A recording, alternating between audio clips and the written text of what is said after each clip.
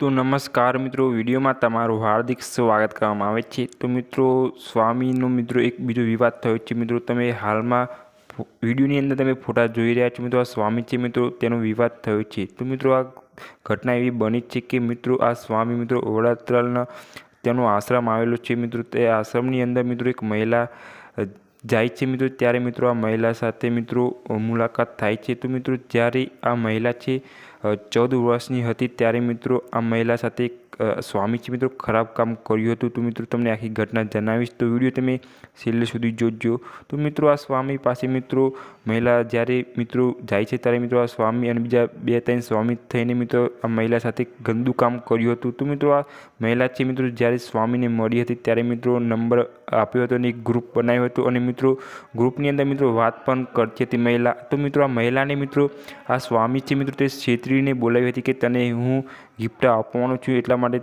તમે ગિફ્ટ લેવા આવો। એટલા માટે મિત્રો આ મહિલા ગિફ્ટ લેવા જાય છે, ત્યારે મિત્રો આ સ્વામી છે મિત્રો મહિલાને છેતરીને બોલાવીને મિત્રો બળાત્કાર કર્યો હતો। ત્યારે મિત્રો હાલમાં મિત્રો આ મહિલા છે તે કેસ કરવા આવી છે મિત્રો પોલીસ સ્ટેશનની અંદર, અને મિત્રો આ મહિલાનો પણ તમને પૂરો વિડીયો બતાવીશ મિત્રો, કેમ કે આ મહિલા છે મિત્રો હાલમાં મિત્રો એવું બોલી રહી છે, તમે પણ ચોંકી જશો મિત્રો મહિલાની વાત સાંભળીને। તો હાલમાં મિત્રો તમે મહિલાનો પણ વિડીયો તમે જોઈ શકો છો, અને વિડીયોને લાઇક કરી અને શેર કરવાનું ના ભૂલતા મિત્રો।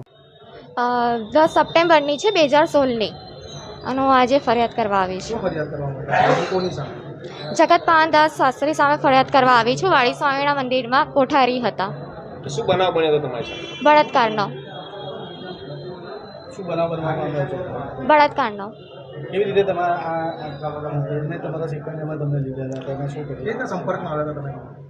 ફોનના માધ્યમથી પછી એના પછી એમને ઘણી વોટ્સઅપ પર વાતચીત કરી, ચાલુ રાખી, અને પછી ગિફ્ટ આપવાના બહાને જબરદસ્તી કર્યો।